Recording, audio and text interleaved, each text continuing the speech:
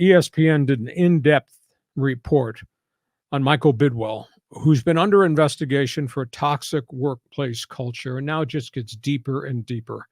ESPN this week broke this story, quoting 36 employees about this hostile work environment.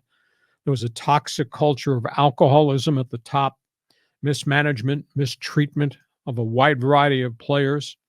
The deposed president wrote a letter to the owner, quote, "Your negativity has sucked the life out of this organization.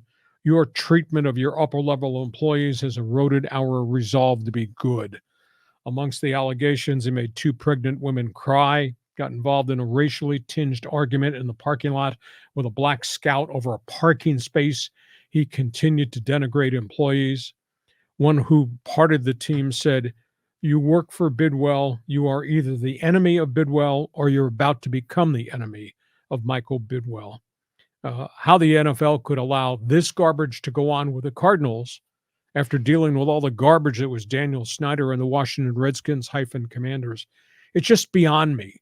Now, maybe somebody has to sue him. Maybe somebody has to sue Bidwell for sexual harassment, toxic workplace. Maybe it has to become that bad before he gets removed. But this sure looks like a bad citizen. Yeah.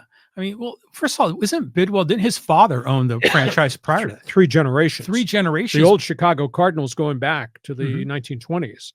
Then they moved to St. Louis. Charles Bidwell died. Bill Stormy Bidwell took it over. He was incompetent. Right. Moved it here. Son replaced the father. Son obviously got to a Super Bowl, but there's been a lot of turmoil, a lot of turnover, and now this. This is pretty bad. It is. Like I've heard bad stuff about the son. I've heard bad stuff about the father, the grandfathers before my time. But yeah, just this pattern of just insanity. I mean, you can't imagine if, again, I use an example of a CEO of a major Fortune 500 company and you're berating pregnant women, you're getting into a racial fight with some guy out in the parking lot. I mean, that don't fly, especially in 2023. So it's no surprise that the franchise is just a disaster, on the field as well as in the owner's suite.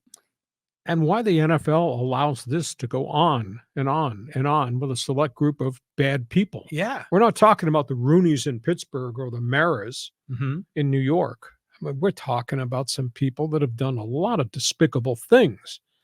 Maybe it's going to take a lawsuit. Michael Bidwell still owns his team. His team is 1-7. His team is an absolute mess. We go from that football